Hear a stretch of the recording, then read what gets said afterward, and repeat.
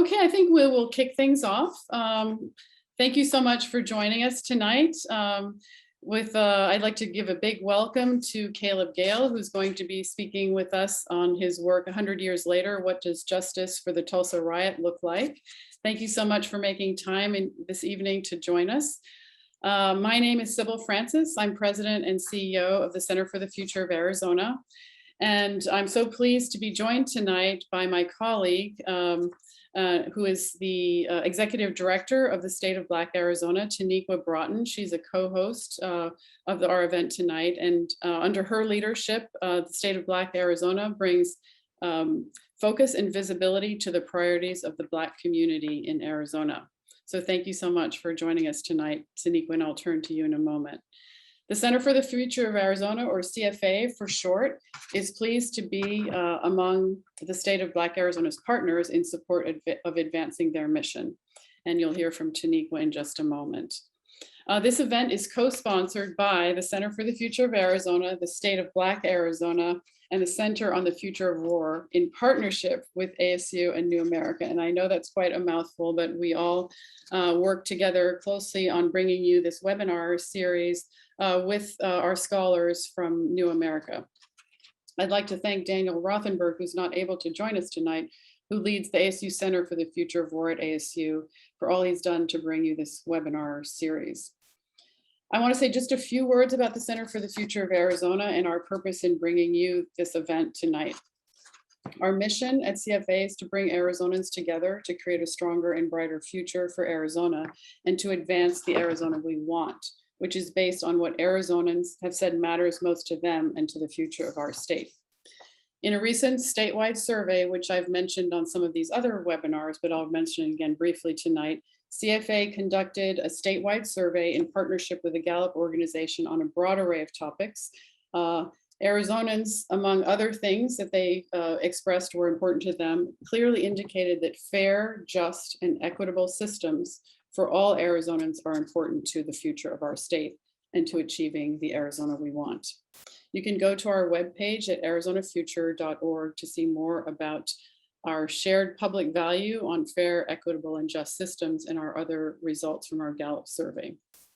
One way that we do our work with the Center for the Future of Arizona through our partnership with New America is to bring important issues to the table for conversation. And through our partnership with New America, we sponsor the New Arizona Fellows. We're thrilled to be bringing our speaker, Caleb Gayle, to you tonight, who is the CEO of the National Conference on Citizenship, which also happens to be a longstanding partner of the Center for the Future of Arizona. We are also proud to include Caleb as one of CFA's New Arizona Fellows. He has quite an impressive and long CV. He is the recipient of the Matthew Power Literary Reporting Award and the PEN America Writing for Justice Fellowship. His writing has been featured in the New York Times Magazine, The Guardian, The Atlantic, Threepenny Review, and other major publications. His forthcoming book from Riverhead Books examines the true story of the Black people who were once considered citizens of the Creek Nation. And I had the pleasure of discussing this with Caleb once, and I think you'll all be fascinated by this book when it comes out. Caleb is a graduate of the University of Oklahoma, Oxford University, as well as Harvard Business School and Harvard's Kennedy School of Government. Caleb's talk tonight builds on his front page article from this year's May 25th issue of the New York Times Magazine, titled the same as his talk tonight. And after we hear some welcoming remarks from Teniqua Broughton, Caleb will speak about his work on social justice 100 years after the Tulsa riot. Following his presentation, we will have a Q&A of about 20-25 minutes before we end on time at 6 p.m. The Q&A will be moderated by Magda, Hinojosa, Director of ASU School of Politics and Global Studies. Thank you very much, Magda, for moderating this important discussion. If you'd like to ask Caleb a question, please type it into the question box in Zoom. I think it's not supposed to go in the chat, but I think there's a question box. We will do our best to get to all the questions posed by the audience. So once again, thank you so much for joining us. Thank you, Caleb. Thank you, Teniqua. And I will now turn it over to Teniqua for a few words of welcome. Thank you so much. Thank you so much, Sybil, and for the introduction and the opportunity for us to co-partner with the Center for the Future of War on another critical social justice issue around the racial reckoning that has occurred in our country for so long. As the founding executive director for the state of Black Arizona, the state of Black Arizona is a platform for the synthesis of data, demographics, and research on issues and concerns that happen in Arizona. The data is intended to help support action planning and informed decision-making to provide solutions that improve the lives of all Arizonans. We understand we must have shared, trusted data that informs decision-making to tackle systemic challenges, drive awareness, and close the gap for the inequities that have happened for so long and continue today. This event is so timely in a conversation in recognizing our recent release of our publication, Driving Local Investment in Black Arizonans. The publication is a holistic view of economics, healthcare, employment among the Black community in the state. We believe driving local investments in Black Arizonans will deliver local growth. So how does our current story, our place in space, race and identity, 100 years later, bridge a cross section to the community lost in Tulsa, Oklahoma in 1921? This is something we must ponder. 100 years after the Tulsa Massacre, what does justice look like? There is so much to say and unpack in these very words. 100 years, massacre, and justice. Let's begin the conversation. I ask that you please open your hearts and minds to fully take in the history, the story, and the reckoning that binds us to the people of the Greenwood area in Tulsa, Oklahoma. Caleb, Gabes, I know we are all looking forward to hearing your presentation. Now I turn it over to you. Thank you. Thank you so much, Teniqua and Sybil. It's always just such a pleasure to talk to you about home, where I'm from, where I grew up. And in part because I hope that perhaps at the end of this conversation that we have today, I'll keep my comments brief so as to make sure that we have ample time for Q&A. But I hope that at the end of this conversation that I cause you some level of consternation and some discomfort in thinking about home and thinking about what constructed home in the way that it is.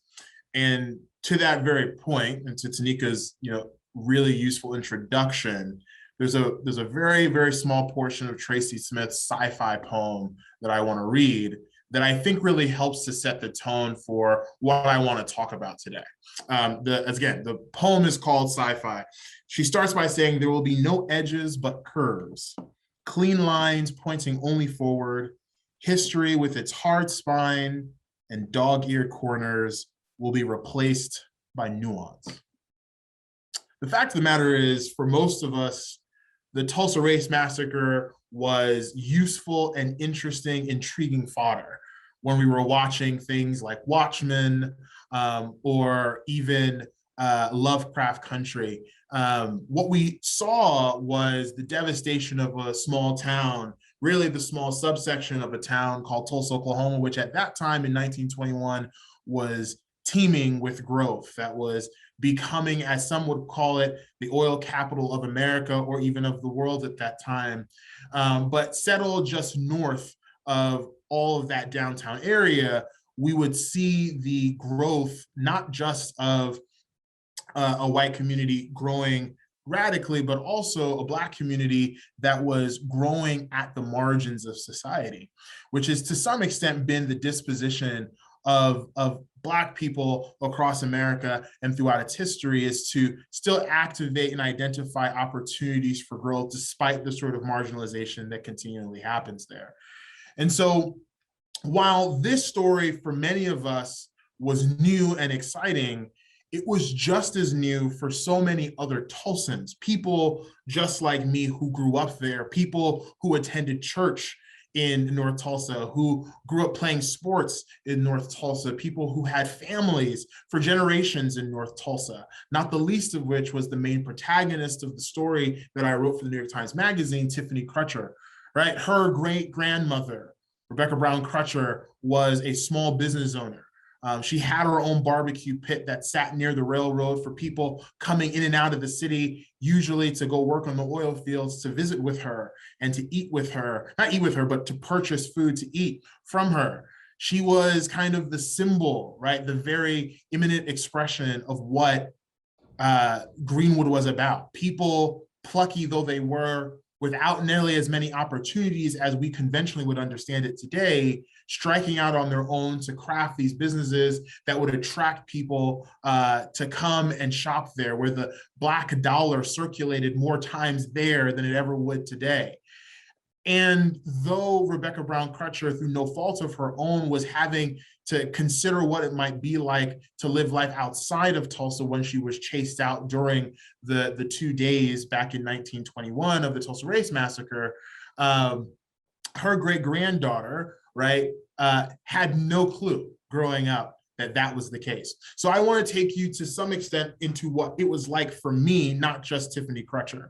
Not just those who can call upon direct descendancy that they might have from people who were once there, but rather how I, someone who is a Tulsan, someone who grew up there, who was educated in schools there, could have lived most of my life completely and totally uninitiated. So if you'll bear with me, I'm going to pop up on my screen a quick quote from the Tulsa World, a headline from the Sunday edition. And bear with me just one moment while I do so. Might have to just minimize this for a bit.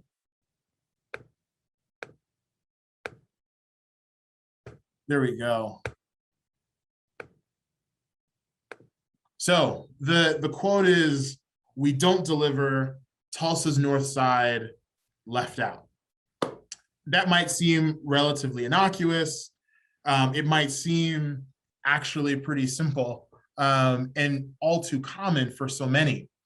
But in actuality, it was the watershed moment for me nearly 16 years ago when I came to the realization that something was different in my community, right?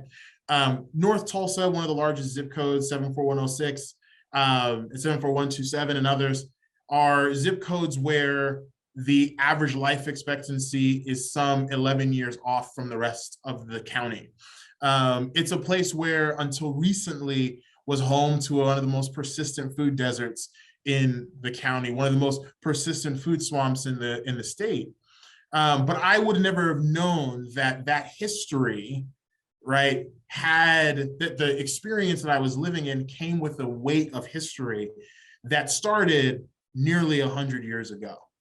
So when I picked up this paper as a kid, I didn't realize, well, maybe as a teenager rather, I didn't realize that what this person, Mark White, who was quoted there in that headline, was saying, owner of a few Domino's franchises, was saying is that there's something about everything that happens beyond I-244, a major highway that splits really Tulsa from North Tulsa, where the majority of Black people live in Tulsa, from the rest of Tulsa.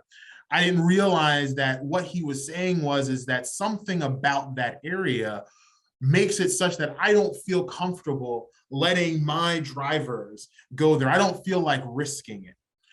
The sad part is that not too long before, roughly 80 years before at that point, it was the place that you would want to go. Why is that? The reason we didn't know for so many of us is because we choose to forget. In deciding to forget, in deciding to kind of let go and relinquish any sort of memory, we also let go of our duty to introduce the nuance to the life that we're leading, the nuance that comes with the weight of history. If I had known, I would have read that story that Mark White didn't want to deliver pizzas any longer, realizing that not only did North Tulsa get scorched, right, with 300 people that we know of at least that were killed, with dozens of bodies yet to have actually been discovered, that it was the explicit attempt of the city beyond that point to silence any sort of memory that actually happened, because memory requires of us to ask ourselves what's owed to other people. If we know the pain that's been done to someone, we feel duty bound to actually do something about it. But instead, the mayor at that time, T.D. Evans, said, let them be placed farther north and east. Let the Negroes be placed farther north and east. They told people outside of Tulsa who were concerned about what happened there that all was well and that it was a Tulsa problem that Tulsa was going to solve, but they never did. I can say for sure that I would have known had there been any semblance of reparations provided, even though reparations were promised by the very people, the Tulsa Chamber of Commerce, the city of Tulsa, the Oklahoma Military Commission, and a host of others who were involved in either allowing that devastation to take place or for actually instigating it to begin with. I would have known that this happened in my town, that there was more to Mark White's claim, that he didn't want pizzas to be delivered there, had I actually known that the desires to redevelop that area really made for easy work to diminish the lives of the people that were there. I would have known had I realized that they forced many people to vacate that area and to relocate in training camps. Not in training camps, but in internment camps. That's part of what that history forces us. It causes the discomfort. So as you look at your home, whether you're in Arizona or somewhere else around the country, there's an aspect to American identity that comes with the tragedy of displacing people who were once there, of making room for those who were once there, so that when we say things like, I don't want to deliver pizza there, or when, for instance, we say that the murder of Tiffany Crutcher's brother, Terrence Crutcher, doesn't really echo any sort of history of injustice, we can't say those things anymore. That's kind of how Tiffany became even more reintroduced to the fight for justice 100 years later in Tulsa. Her brother, Terrence Crutcher, was driving not far from where Black Wall Street once stood tall, from where, his great-grandmother, just like Tiffany's, they're twins, once had the promise of opportunity and entrepreneurial endeavors. It was not far from where they once could have called not just home a sprawling opportunity, but truly the imminent expression of Black success and excellence, that he was stopped by the cops. He had pulled over, people had worried that his car had issues, the cops came by, and to kind of sadly make this very tragic story easy to translate to you all, he was considered a threat by the helicopter, the police who were in helicopters hovering above the city, and also by Betty Shelby, the person who held a gun in her hand while her partner had a taser, and she took his life in that moment. And what made it feel more like a repeat, right? As Tiffany would say, kind of a rehashing of the pain that her great-grandmother must have felt, was that not only did they kill Terrence, they acquitted his killer, provided her back pay, reinstated her in the department, and she got another job as a deputy sheriff in a neighboring county. And she, not only that, she was also hired by other police departments to provide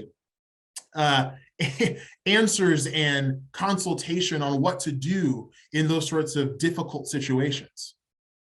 To her, to Tiffany, we just perpetuated the massacre, right? Because not only was the certain level of devastation visited upon her family once with the massacre, with her great-grandmother, but then again with the silence, and then even more than that, not just with the silence, but then the ultimate silence by the relative absolution, right, of her brother's killer. So when we think about history, we think about it with nuance. When we think about our present moment, we think about it with how history brought us to that moment.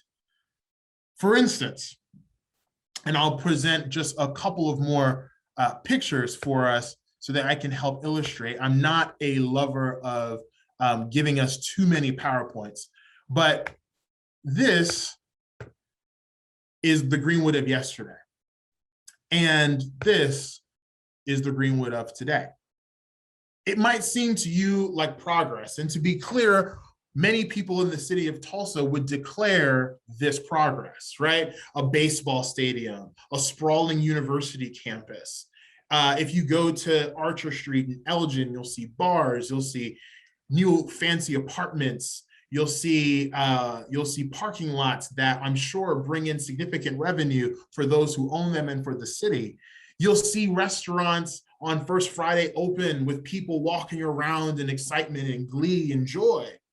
But what you won't necessarily see there are the dollars that are being recouped by the very community that was devastated. So yes, Tulsa, specifically North Tulsa and Greenwood in particular, this neighborhood of sprawling Black folks that had well over 100 businesses owned and operated by Black people, was devastated. Yes, there's no doubt about it. But the story doesn't end there, right? The story goes on such that Greenwood to some extent comes back, and it comes back bigger and better than it did before. Nearly 200 businesses, right, were sprawling up by the 40s. But another thing happened. In the late 40s, there was a new policy afoot, and it got greenlit during the 50s in Tulsa, called urban renewal, which entitled city and county governments to then provide the opportunity to remove blight for the purposes of then kind of supposedly developing a lot of affordable housing and mixed income housing and lower income housing, to ensure that people who were once in blighted conditions were given the opportunities to succeed in better living conditions. But the fact of the matter is, in Tulsa, that just meant massive Black displacement.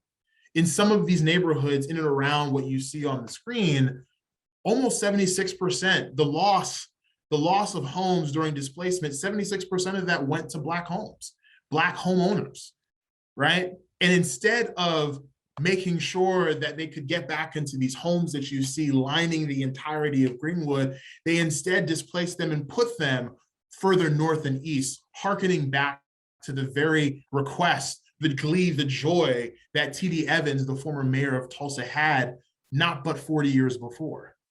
So what we see here for a lot of people is quote unquote progress, but for a lot of Black folks in Tulsa, it's just devastation. And to be clear, it's not just Tulsa that has I-244 that essentially chokes off a good deal of North Tulsa from the rest of Tulsa.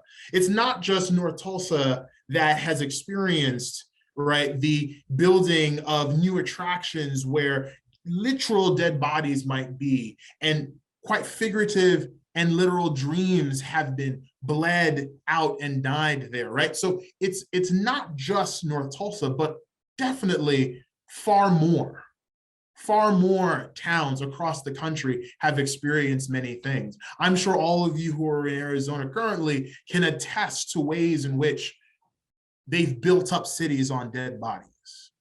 That's part and parcel, perhaps more about the American story, or as American a story as I possibly can give you. The reason that I love to talk about my home is because it's not just that there was a massacre and that my community came back. And it's not enough just to tell you about urban renewal and how it ransacked that community and it's effectively transformed Greenwood into an area that would be unrecognizable to the prosperity it once had. But what I love especially about telling you about my home, and I'll end here, is that we consistently ask the question, if we knew and if we continue to learn about what happened, what does that then require us to do? What is then owed? And the reality is, for a lot of the people who are fighting in Tulsa even today to ensure that the remaining survivors, 3 of them who are still alive, and the plethora of descendants, that not only do we tell the story, but that we translate that story into meaningful policy, right? So Many years ago, Johnny Cochran and a host of other attorneys took to court some of the very people some of the very institutions that were responsible or sat by the wayside while bodies and homes burnt in 1921. They did that back in the early 2000s. But the issue is that there was an argument that the harm happened so long ago that perhaps the statute of limitations might take away any real opportunity for people who have been aggrieved, or the descendants of people who had been aggrieved, to get the recompense that they so richly deserve in Johnny Cochran's view. So now they're going back to court. In fact, they argued very recently before a county judge in Tulsa, led by Demario Solomon Simmons, the 3 living survivors and a host of descendants. And so what the claim that they are making is one that is a relatively unique legal strategy, which is one called public nuisance. Now, perhaps this may not work, right? They're essentially borrowing on the sort of legal ideas or the legal theories that led to Johnson & Johnson having to pay out a significant amount for the sort of public nuisance that their the selling of opioid drugs then created in Oklahoma. So they're banking on that there was not just one instance or one moment in time that pain was inflicted, but that in fact, pain was inflicted on an ongoing basis that can be tracked from then until now. And what they've even called for is a very clear and public accounting. They're not even asking for a specific dollar amount. They're trying to get the court to understand that perhaps the best legal remedy might be opening up the door for us to account for what was lost. Because we don't even have a true sense of what was lost, right? We haven't fully calculated the tonnage of damage done and the tonnage of pain inflicted. We haven't all counted the cost of doing so. So perhaps in this way, what I love most about telling you about home is telling you that there is actually still some hope that recompense might be visited upon the very people who are living with the pain that their ancestors felt most immediately, but that their descendants are struggling with even today. Because when it comes to education, when it comes to almost every single major indicator of community progress, North Tulsa time and time again has been left behind, right?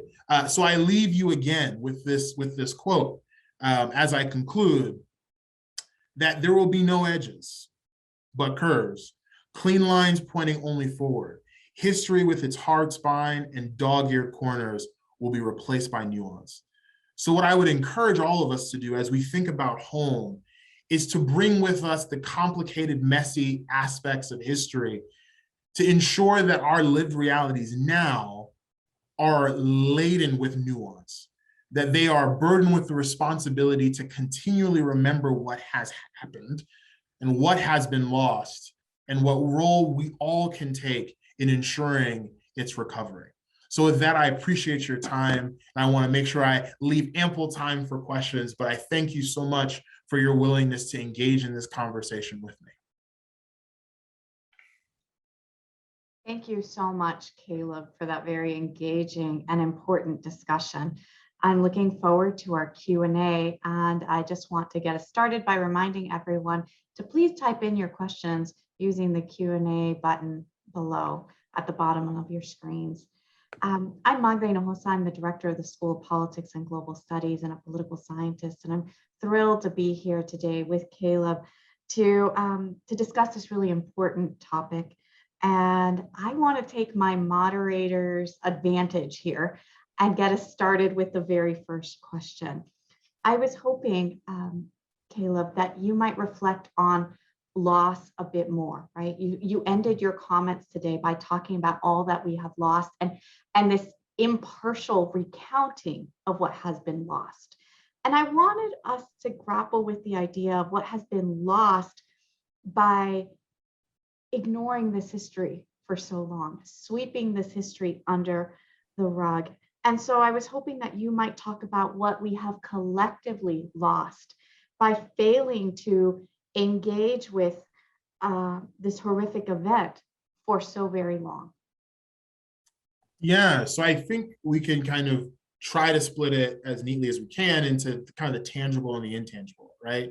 So in the intangible sense, we've lost part of who we are, right? We've lost part of our identity, right? So I mean, I think to some extent, as the son of immigrants, the thing that made me feel American was the handle that I could get on our history, right? But clearly there were a lot of things not in my hand. There were a lot of things not in my grasp, right? And part of what I think then dilutes our identity is not so much these moments where we're forced to consider what was lost or perhaps what doesn't make us perfectly perfect, right? So to me, I think the most intangible thing that we lose is identity, which doesn't feel all that intangible at all. I think tangibly, right? Like there's just so many people that I think of, right? So I think of the Stratford Hotel run by J.B. Stratford, right? A Black hoteler who had lots of opportunity and owned multiple businesses beyond it. Like I think to myself, well, what would have happened if he was given the runway to succeed, right? What would have happened for his family? What sort of opportunities would they be given? I think about what would have happened if we would have remembered earlier. Maybe we would have rectified the situation earlier, because what happens with time is that it seems like more distant. It seems less close. We feel less proximate to the need to do something about it. And so to me, I think to some great extent, what we lost was both the opportunity to fill out our identity as Americans even further, but then also what we very, very much lost was, in a very tangible sense, were real socioeconomic gains that we left on the table. And of course, with that, a greater sense of opportunity, right? In a very real sense. We lost that completely. I think it's recoverable, but it's going to be just so much harder now.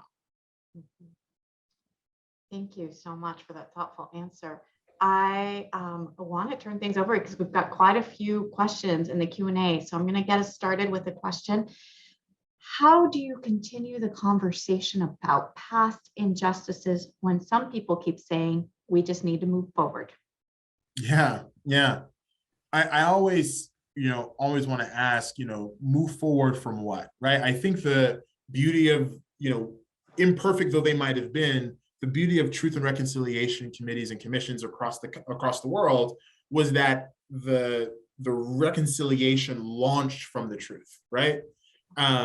Where it's hard to ever know where exactly you want to go, what exactly you want to fix, if I don't know what's broken, and I don't know where it's broken, and I don't know how much it hurts, right? No doctor walks into a room and says, let's fix you up without first looking at your chart, right? No nurse ever asks, what medicine shall we pull off the shelf without having a sense of what happened to you in the first place.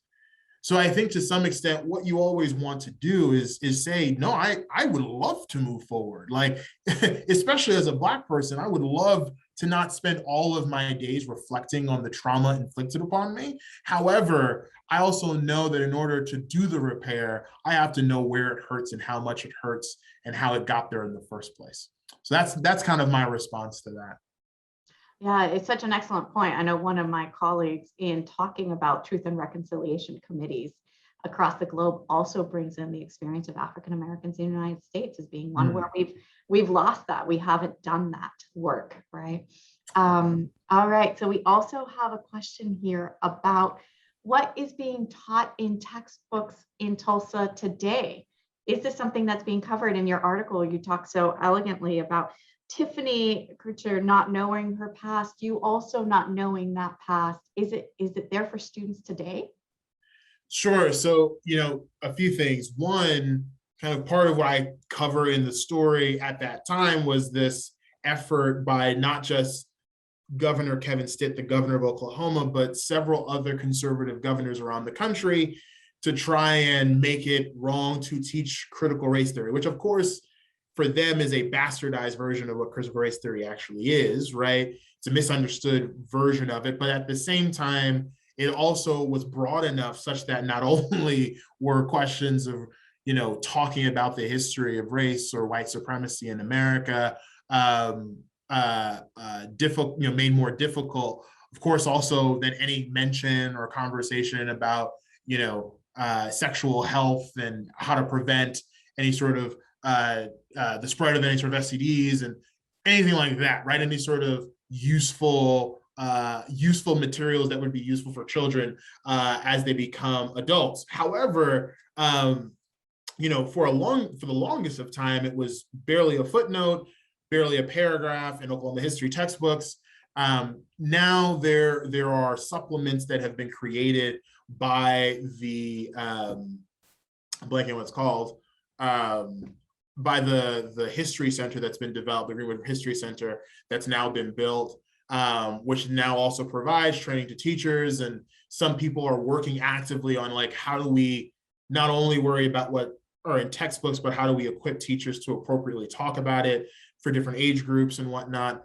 So there is material for it, but it's never been all that comprehensive. It's never been replete with the sort of detail that one would need if it's there at all. And in my school, it wasn't there at all, right? Not one bit. Yeah, in a related question, someone asked, are there examples of places in America that have done a good job of dealing with the history of mistreating groups of people, displacing, disenfranchising, killing individuals? And have there been some places that are giving due reparations? Yes, I mean, like, there are a few things to say, right? Like, there's the question of what are reparations, right? What does true restitution look like, right? So there are examples of, for instance, Evanston, Illinois, providing grants to improve or to help with the process of getting a home or improving homes that are already there. And they have a very intricate process whereby one can prove that they or their ancestors were in Evanston during a particular time when it was even harder to get a home. And towns like Asheville, North Carolina, they're experimenting with it.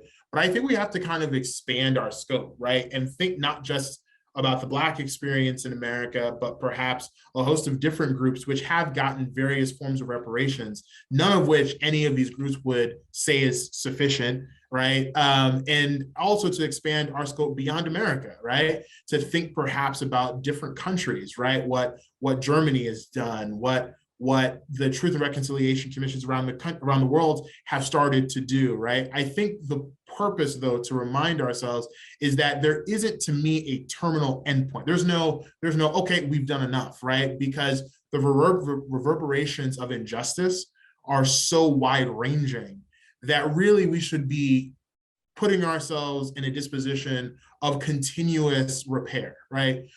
Because especially, let's just take the Tulsa example, it's been 100 years of nothing happening, right? 100 years of nothing productive happening, and 100 years of harm happening through successive policy initiatives that have oftentimes put Black people at a significant disadvantage, right? So you cannot expect that one moment or one policy, one time will repair things, but rather a continuous effort to repair, a continuous effort to reinvest, a continuous effort to remember, but then also use that remembering as a launching pad to fix. That's an interesting point that you have made regarding an endpoint, right? And this idea that reparations in one way or another are an ongoing process. Mm-hmm. It is not a thing that is done.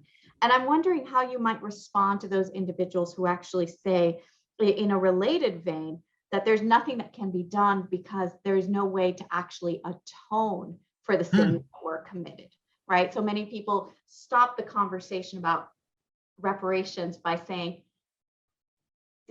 these were such horrid atrocities, we can't possibly make up for this, and stop the conversation there. But I feel like from how you answered the previous question, that you would have a different sort of response to these folks. Definitely. I mean, that's what the mayor of Tulsa, kind of explicitly told me in the piece, right, or in the reporting for the piece, which is that like these atrocities were so terrible. He said two things, right, which I think are usually paired together. Right? These atrocities were so bad, it was so terrible, people have been left behind for so long, what's my tax dollar going to do to improve the outcomes of people? Quite a lot, right? Like I think like the reality is, especially when you think about these very kind of microcosms, right? These examples where the descendants can very clearly link themselves to their ancestors who were harmed, and they can document very easily and carefully what sort of opportunity set they missed, right? The reality is we haven't fully done a true public accounting of what was done. One of the people who is doing that is Nathan Nunn, right? He's an economist at Harvard who I cite in my story, who is actively trying to figure out like what did it cost, right? And what did it cost over time? And what would that value be today, right? If we were to truly repair or to at least start that process, let's do that. But realizing that it would cost a certain amount of money, there are things that can be done. There are educational fixes that can be made. There are home buying opportunities and assistance that can be provided, right? The list is very long. I think oftentimes we say, you know what, there's too much to be done, so we're going to recede from it. And then also they're going to add to it, like, why would you place this burden upon people who never did anything, right? And we do it all the time, right? We continuously, place the burden of making sure our entire communities, our entire cities, our entire states, our entire counties can progress. We levy taxes on people. We do third-penny sales taxes in Oklahoma when we want to build something, right? So in what way can we not identify to rectify for such a wrong, especially if it is so grave? In a related vein, we have a question that asks, do white officials, even supportive ones, behave as if reconciliation is entirely the burden of communities of color? To excavate the history, total up the losses, and present a proposal? Do they recognize their independent obligation to repair and heal the community and not wait for others to step up and do all the work? Yeah, I think that's a useful critique, right? And a powerful one. Like, I think the answer would be yes, right? Often those who would either can call themselves opponents or allies would often, I think, which is common to a more capitalist approach, which is, look, you're having your own problems, perhaps you should develop your own solutions, right? And not place that burden on anyone else, right? When in actuality, when we think about even people like G.T. Bynum, who is the descendant of slaveholders, right, he clearly got some advantages. Even his family ages ago got some advantages by leveraging free labor. So perhaps we think to ourselves, right, especially with some of these white politicians and policymakers who are allies or enemies of this sort of effort, right, I think the question has to be put back on them. Perhaps, how do you link arms and leverage your proximity to power by virtue of being a white person in a position of authority in any given geographic vicinity or area? How do you leverage your power to make room for those who come from communities like my own, Black or brown communities that have been so mollified oftentimes, whose voices have been so quieted? How do you elevate and amplify our voice as a result? Great. Do you think that the recent national attention given to the Tulsa Race Massacre can serve as a catalyst for a greater national understanding of and confrontation with other instances of racist violence in the US, such as the 1898 coup and massacre in Wilmington, North Carolina? And also, this is Victor Peskin, a colleague of mine, a faculty member in the School of Politics and Global Studies, who has asked this question. And he also wants to just say thank you for your illuminating New York Times Magazine article, which he has assigned to his students this semester. I appreciate you, allowing your students to suffer through my writing. No, I think the best way to kind of put that, I think it to me, I think makes the conversation about both history and reparations personal, right? It brings a certain level of proximity to it. It makes it more tactile, right?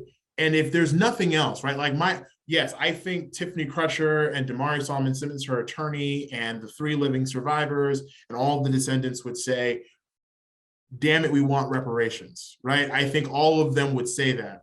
And I think, yes, but also perhaps their struggle, even if they don't get it, won't be in vain, because what it does, it adds almost to, it provides and gives us language. It gives us another note of nuance, and it gives us perhaps another opportunity to kind of see what sort of feasibility range do we have when it comes to this? How do we adjust it?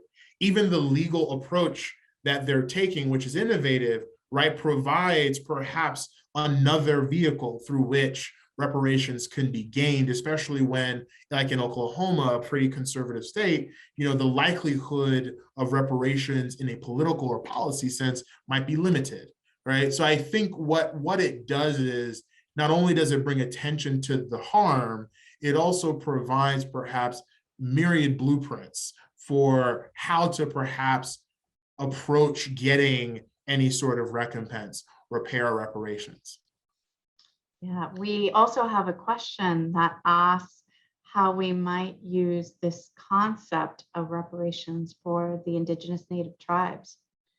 I was wondering if you might want to speak to that a little bit.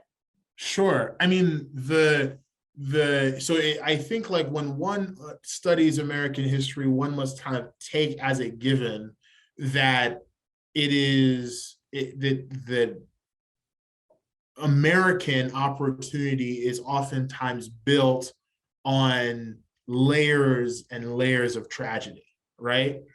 And what we've done is we've built so much atop that tragedy that sometimes it's even hard for the average kind of consumer of American history to recall just how much devastation has happened for various indigenous nations and populations throughout the United States, right? The degree of it, the stories are so rich, painful, yes, but so rich. The notions of civilization that many colonial powers try to inflict upon so many indigenous nations is replete, right? And there's a way to map very clearly the land that was extracted. Like just taking, for instance, Oklahoma as the example, right? The amount of wealth that we call them the so-called 5 civilized tribes, which is a terrible name, but the 5 kind of nations, the 5 tribes of Oklahoma, the tonnage of wealth, opportunity, and security that were ripped from them through things like the Dawes Commission and the Curtis Act and the work of Tams Bixby to further diminish the amount of actual land they held, right? And even the recent Supreme Court case of McGirt, right, provides this lens to help us understand that no, my friend, even jurisdictionally, that land isn't necessarily yours to think of in that way, right? So I think perhaps both narratives, both the long history of indigenous struggle here in the United States, as well as the story of Black struggle in the United States, oftentimes can speak to one another and amplify one another in helping to hold America to account for the devastation that it's caused and visited upon people who really had no interest, who had their own no interest in engaging with us, who had their own civilizations, who had their own order, who had their own sense of peace and identity, and we mangled with it for the purposes of, again, building a top empire atop tragedy, right? To make tragedy essentially trampling fodder on our way to quote unquote progress. Let's stick with Oklahoma a little bit longer because I've got a question here from another Tulsan. As a Black entrepreneur born in Tulsa, I'm curious, what organizations are supporting Black Oklahoma businesses, startups, and or nonprofit organizations? And I think the question is, what is Tulsa doing, right? Like, do we have some organizations in the area that are actually trying to address or redress these wrongs? Yeah, I don't live in Tulsa anymore. So if any of this information is outdated, feel free to judge me. There are a few, right? So there are organizations that are run by people like Tyrance Billingsley called Black Tech Street, that's actively trying to kind of recreate some element of Black Wall Street, but realizing that the destiny might be through technology, right? Organizations like the Terrence Crutcher Foundation, the Justice for Greenwood Foundation, that are actively fighting and leading the fight, not just for, reconsidering the criminal legal system, but also ways of identifying reparations. There are organizations like MetCares that are actively trying to take their best shot at education in the area. There are programs like Build in Tulsa, where there are a ton of accelerators that are focused, hopefully, on recruiting Black-owned businesses or Black-owned startups, from everything from ideation to series A and B, to come and identify ways of amplifying their impact and their business opportunity. But again, as I've listed these things, a lot of these things that I mentioned have been shouldered on the very people who are the ancestors and the kind of recipients of a much more divided and less equitable experience in Tulsa, right? Those who have borne the most pain are also, in many cases, bearing the majority of the responsibility unnecessarily for their own liberation. It's a very uneven and unwelcome kind of experience. And I would say to the person who asked earlier about like what the national attention has gotten them, for a lot of people, it was an opportunity to try and say, hey, we're doing things for our community here, when in actuality they weren't, because a lot of them have gone quiet since the cameras have left. But oftentimes the very people who have been, again, bearing the pain have been the ones consistently in the fight, whether the cameras are there or whether they're not. So I say all that to say that, yes, there's a lot happening, and a lot of people that I got to interact with during my reporting for the story. But sadly, a lot of those same people are the ones bearing a lot of the weight to try and accomplish the goal of making life better for Black people who live in Tulsa. Right. Harkening back in so many ways to the question that was asked earlier about the work of it all falling on certain shoulders, the shoulders that have already borne these burdens by being the descendants of these folks, right?